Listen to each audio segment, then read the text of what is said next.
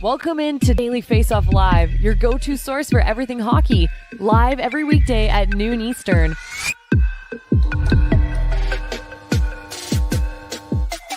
Welcome into a Tuesday, December 12th edition of Daily Faceoff Live, streaming live on the Daily Faceoff YouTube. I'm Tyler Yaremchuk. He is Frank Seravalli, and this show, as always, is brought to you by Betano, the 2023 EGR brand of the year. The game starts now at betano.ca. Picks coming up a little bit later on in the show. 19 plus, please play responsibly. Frank Seravalli, our Daily Faceoff hockey insider, popping along as always. How's it going, Frank?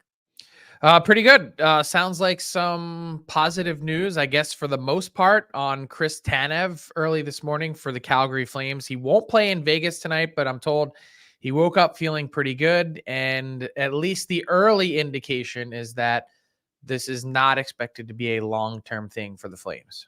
Yeah, definitely a lot of Flames fans concerned there as well. And I'm sure Flames GM Craig Conroy went with a little wince, like, ooh, hopefully that's not too bad for one of his big trade chips. Yeah, that was certainly what everyone was holding their breath on. And that injury status or health status is certainly top of mind when it comes to Chris Tanev. It also reminded me of the part of trade season I hate the most, which is asset protection month, that little window leading up when everyone on Twitter is going nuts over every little scratching. And, oh, this guy's not at skate. Where's he at? Yeah, we're thankfully a couple months away from that still. We are.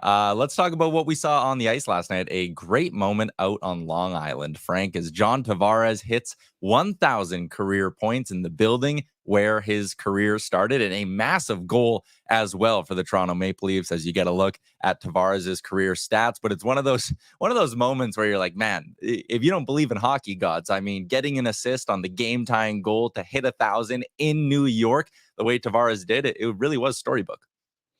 Yeah, and he was dialed in right from the start, realizing the opportunity, sitting at 998 points. And to do it, as you mentioned, with your dad in the building on the dad's trip on Long Island against your former team, where you still get booed mercilessly every time you touch the puck.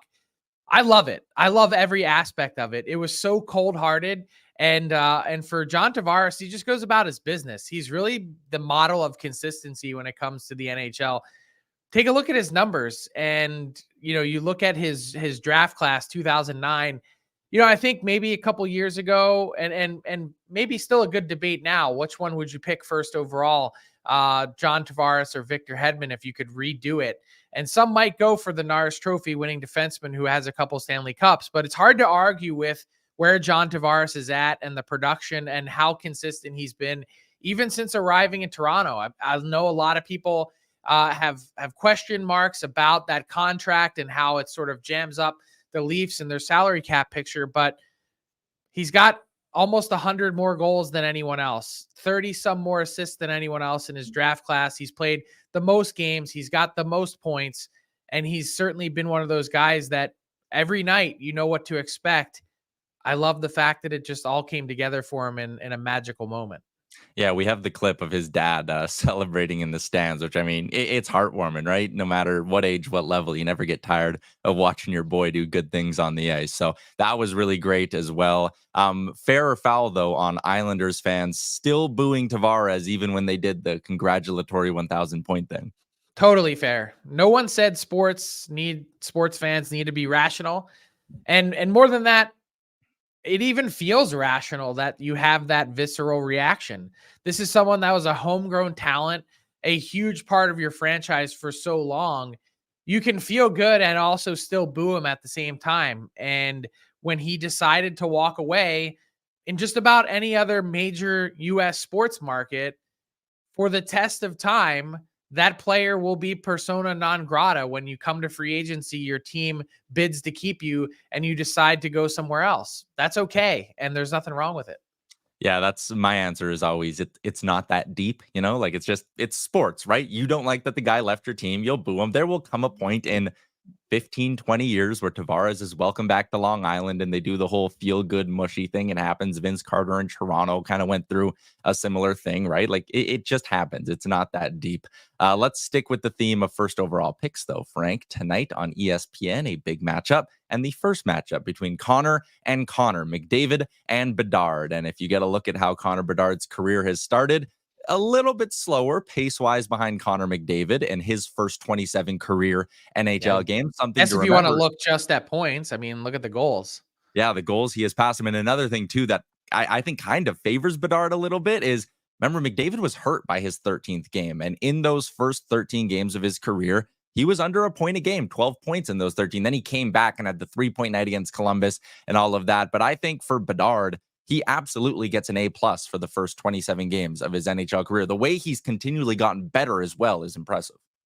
Better. He's seeing the game differently in terms of angles. You can tell the way he's attacking. And more than that, just look at the lack of support that Connor Bedard has around him compared to what Connor McDavid had in the early going in Edmonton and the number 1 overall picks that were around him. The depth has eroded in Chicago. I think it's something that they're probably not that happy with, losing Taylor Hall for the season, Corey Perry's contract being terminated. And it feels like night after night, Connor Bedard is still able to do something incredibly special. So you look at the goal scoring pace that he's on, somewhere around 40, if I'm not mistaken. There's certainly nothing wrong with that from a rookie perspective. Only 2 in the salary cap era have done it, and only 1 as an 18-year-old, and that would be Austin Matthews. So it would be pretty elite company even to get to that 40-goal plateau. And when you look at what Bedard has already accomplished, given the lack of support, given his compete, his vision, his awareness, and also the skating is certainly way better than we thought because everyone just came in talking about the shot. There was some ridiculous nonsense going around on social media yesterday saying, hey, if you could start a franchise right now, which player would you pick, Connor McDavid or Connor Bedard? That's absolute lunacy. Connor McDavid wins hands down every single time. With all due respect to Connor Bedard, I already have Connor McDavid pretty close to being on my NHL Mount Rushmore of all time. McDavid's going to stay there, but I truly think that when it's all said and done, Bedard is going to be on that next level down, which is still a pretty amazing place to be. And I can't wait to see these two guys go head to head tonight. It's also got to be a little bit weird in the psyche of Connor McDavid to now have to field questions about the guy who's the next Connor McDavid in some ways or in a casual sense, right? Like for McDavid to be like, oh, damn, it's like year 9 of my career. I am a veteran now. I'd imagine that's a little bit of a mind game. Yeah, it's also been something that's been around for the test of time. Wayne Gretzky was asked about Mario Lemieux, and then Mario Lemieux and Wayne Gretzky were asked about Eric Lindros, and so on and so forth. And it's gone on and on. And Sidney Crosby has had to answer the question multiple times now throughout his, sterling NHL career of different guys that have popped up, whether it's been Matthews or McDavid or whoever it might be. There's always someone in the lineage that carries on the title. McDavid has been the most highly evolved player of all time. I'm not sure that Connor Bedard is going to take that mantle from him, but at some point someone will. And until then, we can debate the question and have it rage on. Not to go full Jason Gregor on you here, Frank, but the fact that this game is I get that enough. The fact this game's starting at 10 o'clock Eastern and the puck probably won't drop till 10:15 Eastern, that's brutal. This should be prime time, 8 o'clock Eastern tonight. Like, no excuse. Yeah, and I think the even harder part is, like, let's say you're in Chicago, a massive U.S. media market. It's 9 o'clock local, which is still really late. So certainly not ideal and no real reason for it on a Tuesday night, which is not a typical, nationally televised hockey window. There's no reason that this game can't be a 7 o'clock local time start in Edmonton. Yeah, these two will meet again out in Chicago on January 9th. So 2 meetings in less than a month between Connor McDavid and Connor Bedard. Our first look coming this evening in Edmonton. We got a weird little bit of news yesterday. Our pal, Jeremy Rutherford, reported early in the morning that Jakub Vrana was going to be going on waivers, and he followed up with this. Vrana's camp was told by the Blues that he would be going on waivers, according to his agent, JP Barry, and something changed. Frank, do you have any update on this situation? Yeah, I think this is the situation where the St. Louis Blues certainly got an indication from some other teams after that news went out that they might be able to trade Jakub Vrana.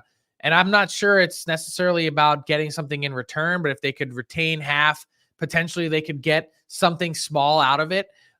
Look, I think Vrana is a guy that has hit a wall at this point in his career. There was a lot of hope after he came over to the Blues last year, thinking, okay, 10 goals in his final 20 games as the St. Louis Blue to end the year. And you're thinking, this is a guy that's had great goal scoring per 60-minute numbers throughout the course of his career. If he could get the off-ice portion of himself on track, maybe this is someone that could have a fresh start in St. Louis, but he's been a healthy scratch for a number of games now. And beyond that, not participating with the Blues again today in their skate. He's someone that clearly is not long for St. Louis. I think the question is how and where will he end up? Yeah, I mean, if you're a team that wants to try find a quick spark offensively, like we've made the point multiple times on this show, like his goals per 60 numbers were through the roof basically up until this year with just the 2 and 19 games now. But like even last year, you said it, 10 goals in 20 games with the Blues. The year before that, he went to Detroit, scored 13 goals in his first 26 games with the Red Wings. He doesn't feel like a piece that's ever going to be a long-term solution anywhere. But if you were, I'll throw Buffalo out there and you're really trying to get your offense going, maybe that guy with another fresh start can be another spark. Yeah, I tend to think, once you see a change of scenery for the first time and St. Louis has given him that opportunity, that it's kind of hard the second time around to convince me that this is someone who's going to find it. We've seen this time and time again. I'm pretty skeptical at this point. My guess is right now, Jakub Vrana is what he is. And that's fair as well. You mentioned the cap side of things from the St. Louis Blues with an AAV just north of $2 million. Like there really is no difference between 1 point whatever sitting in the minors in dead cap space or keeping half for the remainder of this year since he's a pending free agent and seeing if you can get a pick, right? So that would be why they halt on the waivers real quick, just to not give him away for free at basically the same cap hit as 50% retained. Yeah, I mean, it would be way more beneficial to have someone claim him on waivers at full price. If you're the Blues, to not have to retain, we're thinking something small, but at the same time, getting the player moving on in another direction, if that's what the Blues really want ultimately, and that's what the player wants, maybe best for all if you could even find a way to retain. Mm-hmm.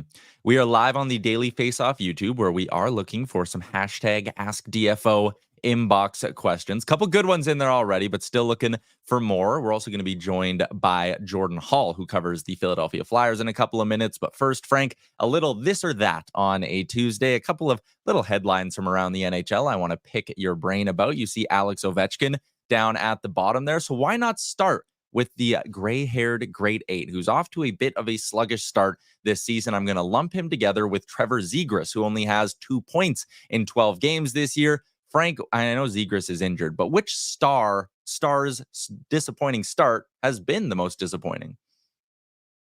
Oh, that's a good question. I mean, Zegras, although injured, I think that start is probably more disappointing than Ovechkin's because, you're thinking Zegras is a guy that's going to continually find a way to trend up. And obviously that hasn't been the case to start. And I wonder how much the lingering contract discord hurt him. That I don't know if exactly what is expressed back and forth between the Ducks and his camp, but it kind of feels clear to me that Pat Verbeek and the Ducks front office aren't exactly believers in Trevor Zegras, or else they would have signed him to a long-term deal.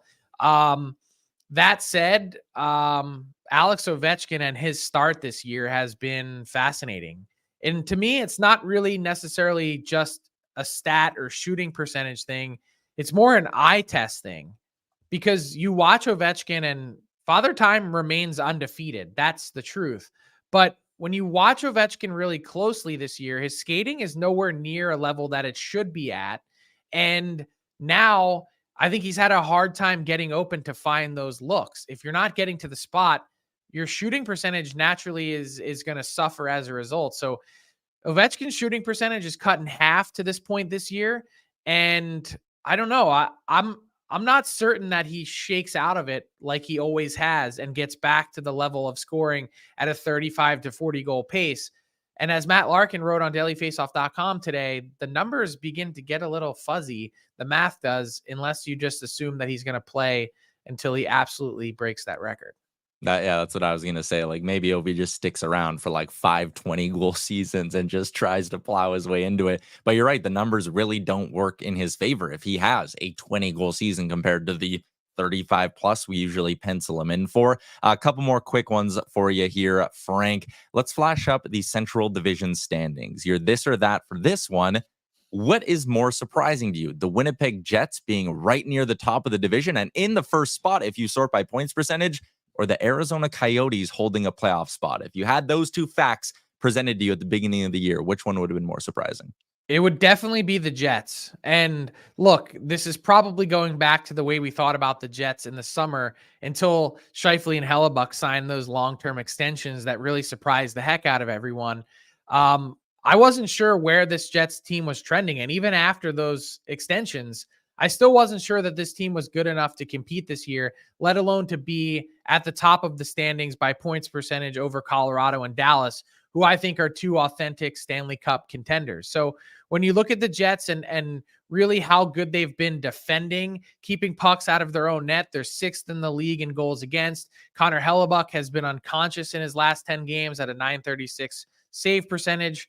The Jets have been really a model of consistency so far this year that I certainly wasn't expecting. I'm less surprised to see the Coyotes in the mix and competing. Not entirely sold that they're going to be a playoff team because I think Minnesota and Edmonton are going to grab those last two wild card spots. But to see the Coyotes with all the changes they made be in the thick of it, that part doesn't surprise me nearly as much as the Jets being at the top. And one more quick one. We'll call it the all disappointment club with both the Buffalo Sabres and the Ottawa Senators, Frank. But which Eastern fan base should be more disappointed today on December 12th with how their season's been going? Whew. Yeah. Yeah, it's a tough one. The Sabres were so close to a playoff spot last year.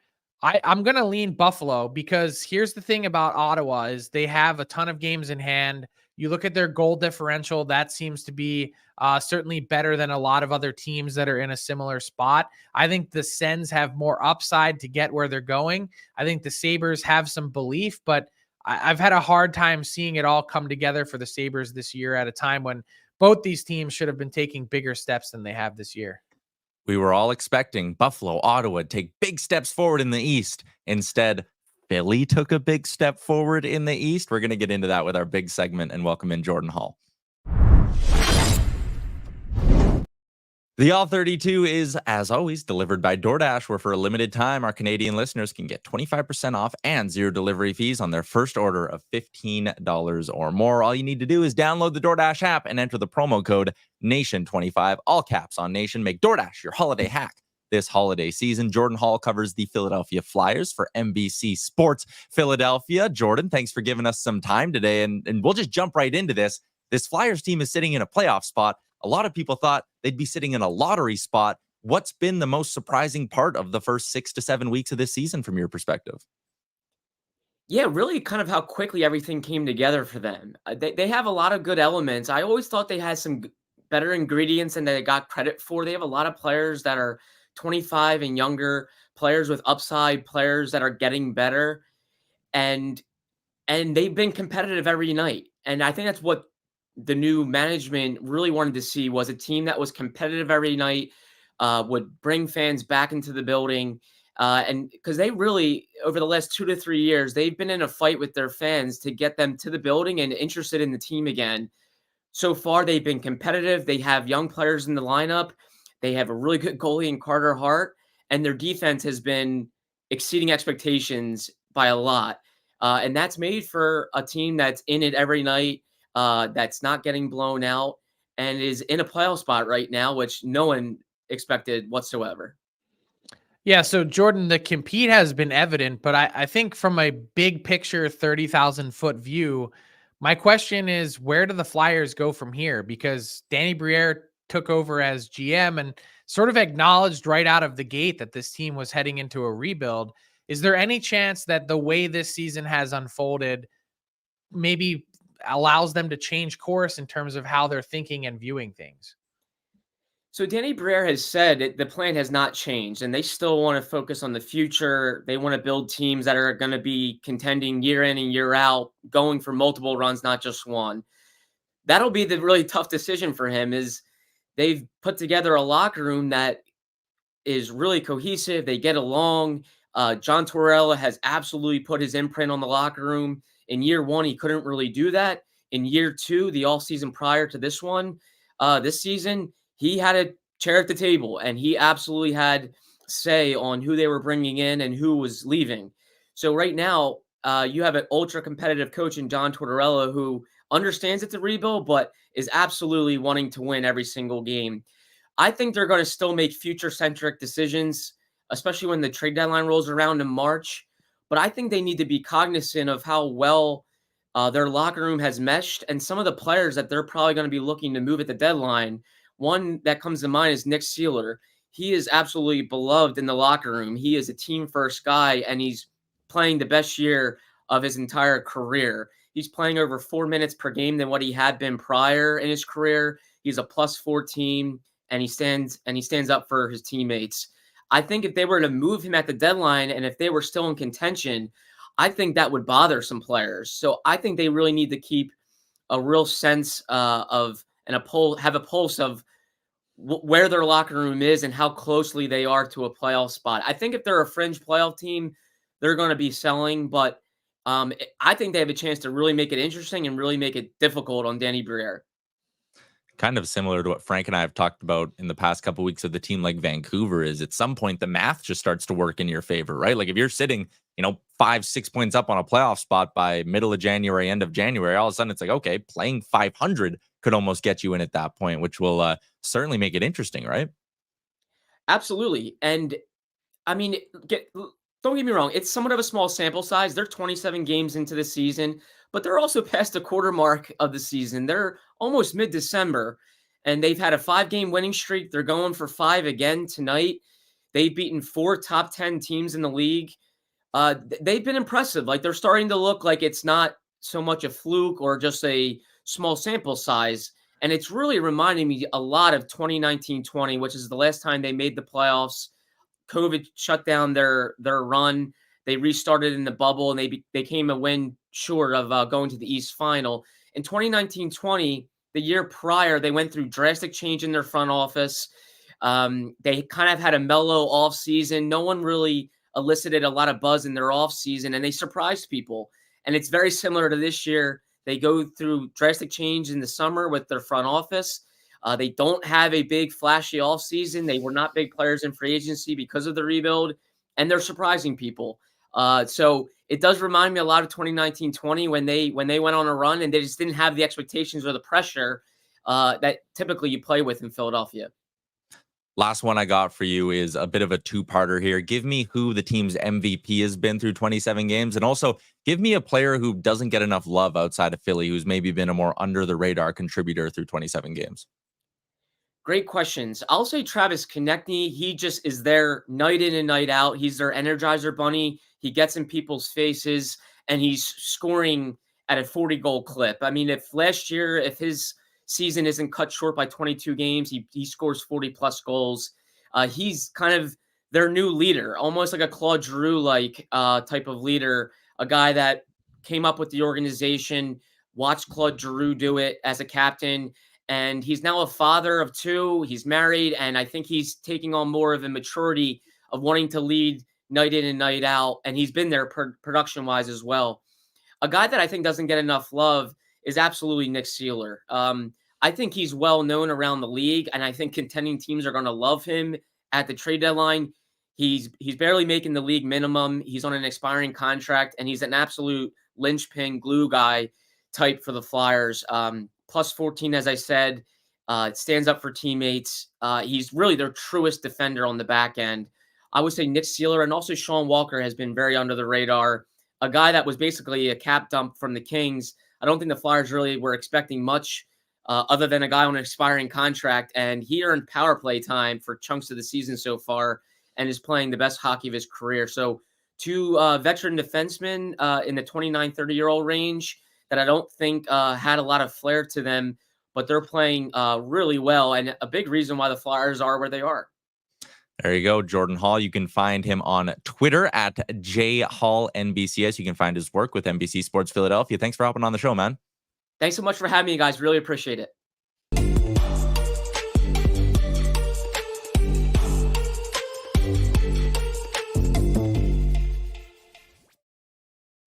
Dacky is in on the YouTube chat and says, so we're gearing up for a Flyers Coyotes Stanley Cup final this year. Listen, I'm not one to make another cat food bet, but Yeah, don't do it. Don't do it. Frank, hashtag AskDFO today. Will David Perron's appeal be successful? I think it has a chance, honestly. Not official yet, but look, I was really surprised by the length of this suspension, and I'm actually surprised that they took it one game further than they needed to. Had they just cut it at 5, you're not dealing with an appeal to a neutral arbitrator. You're dealing with just an appeal to the commissioner, who has pretty much upheld every single appeal that's come down the pike. So the fact that they opened themselves up to that, and the fact also that it's 6 times the length of the suspension to Eric Branson, man, that seems kind of harsh and heavy. So, look, no doubt in my mind, as I said previously, that Perron deserved to be suspended. I was surprised to see it end up at 6. But by the way, just wanted to mention from Jordan and our conversation with him, love that Nick the Nail Gun Sealer is getting some love. Nicky Nails, I'm telling you, he's one of my favorite players to watch in the entire league. Just a guy that no one has really ever expected much from, as he mentioned, barely makes above the league minimum. They're going to have a hard time moving someone like him if it comes down to it, just because of what he means to the team. Well, that's what I was going to say. Like, Nick Sealer, a guy making league min, if you keep half, he suddenly becomes really, really valuable to contending teams. And like, he already is. Yeah. At full price. Yeah, totally fair. If it's a 4th or a 5th round pick, if you're the Flyers, that's probably not worth it. But once you start getting into the 2nd round picks, if someone wants to jump, then it probably gets tough for the Flyers to say no for just a couple months of Nick Sealer. Well, that's kind of the thing, is they might have to. And that's where, as Jordan mentioned, the Flyers are playing themselves into some very uncomfortable conversations in that front office, which is a good problem to have because, at some point, what you're dealing with in this marketplace was apathy. And I think the Flyers are turning a lot of heads. 100%. Let's move along to our Betano daily bets for the day. I missed my parlay by 1 Pierre Engvall shot yesterday. Brutal.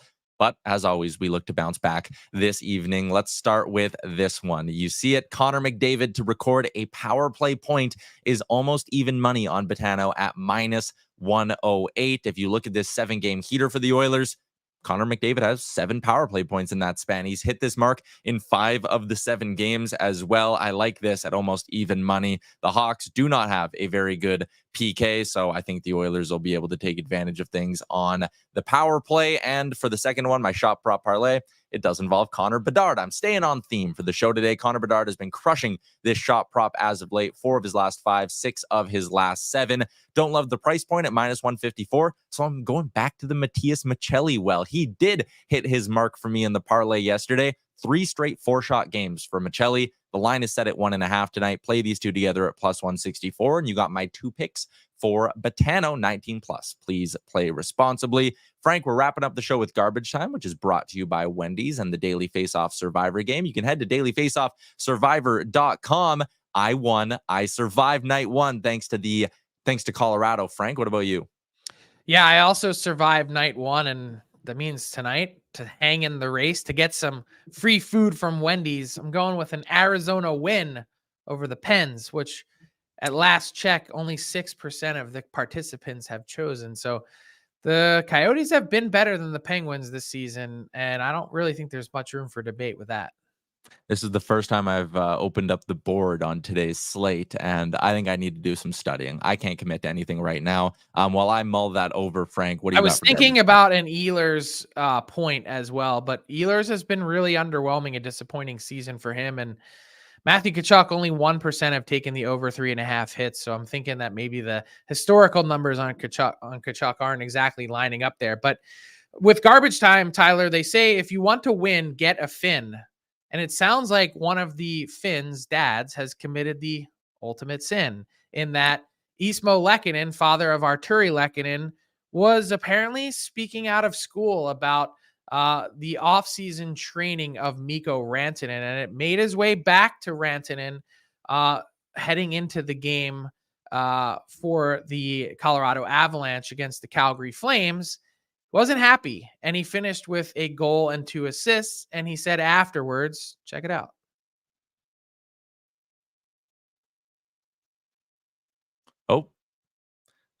Oh, we might be having some technical difficulties with that clip there. Basically, basically he said one of my teammates' dads in Finland was talking shit about me. It's almost a direct quote. And that fired him up. So it turns out, at least according to Peter Ball from The Athletic, who was on the scene in the locker room and did follow up with Rantanen just to make sure, are you guys cool? Are we all good here? And he said, yes. And he said, it just wasn't true. That he said basically Ismo Lekkinen, a former Finnish coach who's been a longtime TV mainstay in Finland, basically said that last summer Rantanen didn't train as hard, that he had so many different events, had to go to Helsinki a couple times, that he just didn't put in the full summer of training and skating. And Rantanen said that is complete BS. So that was apparently a motivating factor for Rantanen as he has a big 3-point night for the Avs. And I don't know, maybe for Rantanen, he said, look, I'm fine if people want to be critical with me. I know I wasn't playing well, but don't make shit up.